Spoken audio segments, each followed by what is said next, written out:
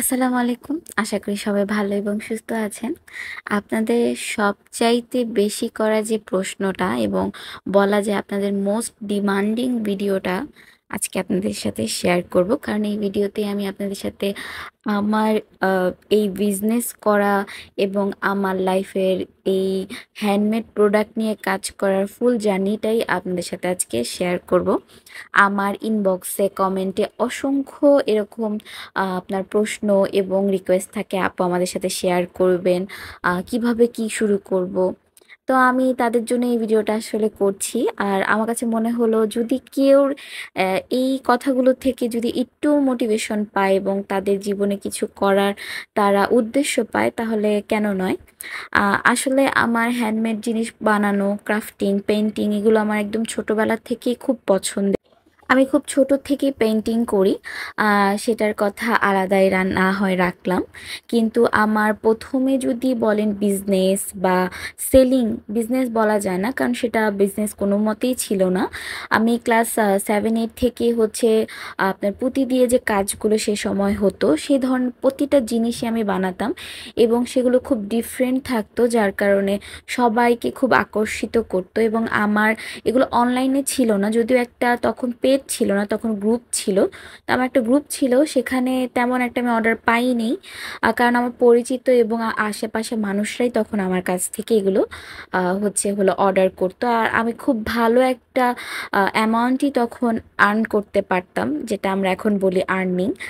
তখন তো মনে হতো যে এমনি শখের বিষয় হচ্ছে আর কি। তো সেই সময় আমার সেই পুঁতির কাজটা আমি প্রায় এখনো চলছে বলা যায়, কারণ আমি অনেক বছর সেই কাজটা করেছি। এরপরে হচ্ছে আমার হোমমেড কেক, এই একটা সময় আমি পার করি যে তখন খুব একটা হোমমেড কেকের প্রচলন ছিল না, কারণ তখন হচ্ছে সবাই এমনি থেকেই বেকারি থেকে কেক কিনতো, কিন্তু আমি হচ্ছে বাটার ক্রিম দিয়ে কেকটা সেল করি। তখন আমার সেই আশেপাশে কিছু প্রিয় মানুষ বা আমার ফ্রেন্ড সার্কেল থেকে আমি অর্ডার পাই। তো এরপর যখন আমি হচ্ছে হুট করে একদিন একটা পেজ খুললাম। সেটা হলো যেহেতু আমি আর্টিস্ট হিসেবে অনেক জায়গায় কাজ করেছি, আমার মেহেদি পড়াতে খুব পছন্দ এবং মেহেদি দিতেও অনেক পছন্দ। তো সেই রিলেটেড ভিডিও এবং ছবি শেয়ার করার জন্য, তো করোনার সময় কিন্তু খুব এই ভিডিও পেজ নিয়ে একটা ট্রেন্ডিং চলছিল, কিন্তু আমি তখন এমনটা বুঝতে পারিনি যে এরকমটা করলে আমার আর্নিং হবে। আর হচ্ছে আমি তাহলে অবশ্যই এই পেজে আমি একটা ভালো কাজ করার চেষ্টা করতাম। যাই হোক, আমার হচ্ছে কুকিং খুব পছন্দ ছিল, যার কারণে আমাকে সবাই বলতো যে আমি একটা ইউটিউব চ্যানেল যেন খুলি।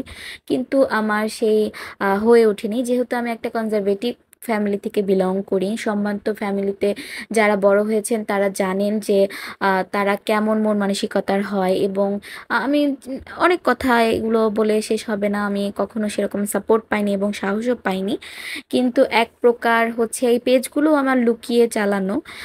তখন আমি পেজগুলো যে ওপেন করি আমার ফ্যামিলি জানতো না, তখন আমি শখের বিষয় কাজগুলো করি এবং 21-এ গিয়ে আমি হুট করে গ্লাসে পেন্টিং করা শুরু করি। তখন আমার সেই কাজগুলো দেখে আমার একটা ফ্রেন্ড বলছিল, এত কিছু আহ আহ জানার সত্ত্বেও কিছু করছিস না, আমার মতে তুই পেজে এগুলো পোস্ট কর, মেহেদির সাথে সাথেও আমার মনে হয় তুই একটা ভালো রেসপন্স পাবি। তো সেই শখের বশত আর কি করলাম, দেখলাম তখন এতটা রেসপন্স পাইনি, কারণ আমার আশেপাশে থেকে আমি অর্ডার পেতাম, আমার ফেসবুক থেকে তেমন একটা কোনো কিছু হচ্ছিল না। কিন্তু হুট করে যখন কয়েকটা অর্ডার পেলাম তখন মনে হলো যে না, আসলে এটা নিয়ে কিছু করা উচিত যেহেতু পাচ্ছি। তো শখে করতে থাকলাম এবং আমার ফ্রেন্ড বলল যে আচ্ছা বুস্ট করে দেখলে কেমন হয়। তখন আমি দেখলাম আসলে বুস্ট করার পর ভালো একটা রেসপন্স পেলাম এবং এটার চাহিদা যে এত আমি আগে জানতাম না। আমার ফ্রেন্ড বলেছিল যে শৌখিন মানুষরা এগুলো কালেকশনে রাখে।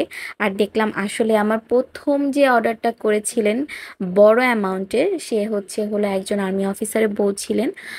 সে আমাকে, আমার তখন সেই সময়ে ৬,০০০ টাকার একটা অর্ডার আমার জন্য অনেক বেশি কিছু ছিল। এবং সেই সময় থেকে এই অবধি আমাকে আর থেমে থাকতে হয়নি। আলহামদুলিল্লাহ আমি এরপর একের পর এক কাজ করেছি এবং ২৪ সালে হুট করে একটা ক্রেজ উঠলো যে অর্গানিক মেহেদিটাও, এবং সেটাতেও ভালো রেসপন্স পেলাম। যদিও অনলাইনে আমার এটার কোনো সেলই নেই বললে চলে এবং আমি এটাতে অনলাইনে ট্রাইও করি না। এটা আমার অফলাইনে আশেপাশে আলহামদুলিল্লাহ এত বেশি চলছে যে আমার অনলাইনে কখনো ট্রাই করতে হয়নি। এরপরে আমি একটা ইভেন্ট করি ঈদের সময়। তখন এর আগে আমি হচ্ছে কাপড়ের চুড়িগুলো বানিয়েছিলাম। আর তখনই ঈদের কিছুদিন আগে আমি হচ্ছে হলো কুন্দন দিয়ে কাজগুলো করি এবং সেগুলো ফেসবুকেও পোস্ট করি। যদিও ফেসবুকে খুব অল্প কিছু অর্ডার আসছিল, কিন্তু ইভেন্টে আলহামদুলিল্লাহ আমার এত বেশি সেল হয়েছিল, কারণ আমার প্রতিটা চুড়ি সেখানে শেষ হয়ে গিয়েছিল। আমি যদিও অল্প অ্যামাউন্টে নিয়ে গিয়েছিলাম, কিন্তু খুব ভালো রেসপন্স পেয়েছি এবং সেগুলো এখন আমার রিপিট কাস্টমার আলহামদুলিল্লাহ আমার পেজের। যাই হোক, তখন আমার আরও কাজের প্রতি একটা আগ্রহ বাড়লো এবং হুট করে একদিন দেখলাম যে না, আমার পেজটা ভালো রিচ পেয়ে গিয়েছে। যদিও একটা কন্ট্রোভার্সি হওয়ার পর আমার একটা পোস্টে এক আপু উল্টাপাল্টা কমেন্ট করেছিলেন। এরপর হচ্ছে সেখান থেকেই দেখলাম হুট করে আমার পেজটা বেড়ে গেল এবং অর্ডার আসতে শুরু করলো। ওই যে বলে না, অনলাইনে বিজনেস করতে গেলে গালি না খেলে হয় না, সেরকমই আর কি। এরপর আলহামদুলিল্লাহ আপনাদের ভালোবাসায় এবং সবার ভালোবাসায় এবং প্রবাসী আপুদের বিশেষ করে, কারণ আমার প্রতিটা অর্ডারই থাকে প্রবাসীদের আপুদেরই, কারণ আমার 70% কাস্টমারই প্রবাসী। আলহামদুলিল্লাহ তাদের সাপোর্টে এবং তাদের ভালোবাসার কারণে আমার পেজটা এখন বেশ রানিং চলছে এবং আমার বিজনেসও আলহামদুলিল্লাহ ভালোই চলছে। যদিও প্রথমত আমি বিজনেসটা এভাবে করব ভাবিনি, কিন্তু আলহামদুলিল্লাহ চলছে। কিন্তু অনেকে ভাবে হচ্ছে আর্নিং সোর্সের কারণে আমার এই কাজগুলো করা, মোটেও না। তাহলে সেই প্রথম থেকে আমি এটাতে অনেক ট্রাই করতাম। আর অবশ্যই আর্নিংয়ের চিন্তা থাকলে গ্র্যাজুয়েশনের পর একটা জব করতাম। আর্নিংয়ের কোনো চিন্তা আমার এখানে নেই, আর কখনো এমন চিন্তা ছিলও না। তাহলে অবশ্যই আপনারা দেখতেই পারেন যে আমি কতটা প্রোডাক্ট কিনি এবং হচ্ছে আমি যা আর্ন করি সেটাই এটার মধ্যে ইনভেস্ট করি। কারণ আমার মনে হয় আমার শখের জিনিসগুলো সব ভালোভাবে এবং পরিপূর্ণভাবে গুছিয়ে সুন্দর করে যেন আমি সেটা প্রেজেন্ট করতে পারি। আমার যদি চিন্তাই থাকতো আমি হচ্ছে আর্ন করব, শুধুমাত্র এই আর্নিংয়ের জন্যই হচ্ছে আমার এই কাজগুলো করা, তাহলে অবশ্যই আমি সেইভাবে বিজনেসটা পরিচালনা করতাম। এখন হ্যাঁ, ঠিক আছে, আমরা ডিপেন্ডেন্ট হচ্ছি, সেলফ ডিপেন্ডেন্ট যেটাকে বলে। তারপর হচ্ছে ইন্ডিপেন্ডেন্ট উমেন হচ্ছি, ওকে। বাট হচ্ছে সবাই সবার চিন্তা ধারণা একরকম থাকে না। আমি অনেক কথা শুনতে পাচ্ছি, শুনছি, কিন্তু ওই যে বলে না, লোকের কথা কান দিয়ে লাভ নেই। শুধুমাত্র তাদের জন্য বলবো, ঠিক আছে, ইন্ডিপেন্ডেন্ট হওয়া ভালো, আর্নিং করছেন সেটা ভালো, কিন্তু বিজনেসটা অবশ্যই সুন্দর করে গুছিয়ে নিতে হবে। শখের কাজগুলো সুন্দরভাবে যদি না করেন, গুছিয়ে না করেন, তাহলে সে কাজটা করে তৃপ্তি পাবেন না এবং হচ্ছে আর্নিংয়ের চিন্তায় শুধু থাকলে তখন শুধু আপনি টাকার পিছে দৌড়াবেন, কাজগুলোকে সুন্দরভাবে গুছিয়ে করার আপনাদের সেই মন মানসিকতাটা থাকবে না। যেহেতু হ্যান্ডমেড প্রোডাক্টগুলো সবসময় আমরা শখেই করে থাকি, আর শখের কাজগুলো হচ্ছে যদি মন থেকে না করা হয়, আমার মনে হয় সে কাজটা সুন্দরভাবে ফুটে ওঠে না। সবশেষে আপনাদের জন্য একটা কথাই বলবো, কোনো কাজই একদিনে হয়ে যায় না। আপনারা দেখতেই পাচ্ছেন অনেক আগের থেকে আমি এই কাজগুলো করছি, যদিও ইফোর্ট দেইনি, ঠিক আছে, কিন্তু গত 4-5 বছর লেগেছে আমার এই পেজটাকে দাঁড় করাতে এবং এই 3 বছর কঠোর পরিশ্রমের পর আজকে আমার এই পেজটা এতটুক পর্যায়ে এসে পৌঁছেছে। তো আপনারা প্লিজ নিজের কাজকে প্রাধান্য দিন, সময় দিন পেজকে। আর অযথা মানুষের পেজে গিয়ে কমেন্ট করে ফলোয়ার বাড়ানোর এই সব চিন্তা ধারণা বন্ধ। আর একটা ইম্পর্টেন্ট কথা হচ্ছে, হাতের কাজ সবসময় মন থেকে করা ভালো।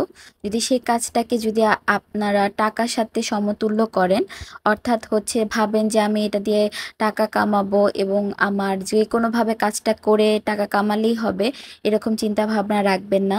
মন দিয়ে সুন্দর করে কাজগুলো করবেন, কারণ হাতের কাজ সুন্দর হলেই হচ্ছে আপনার কাস্টমাররা খুশি হবে।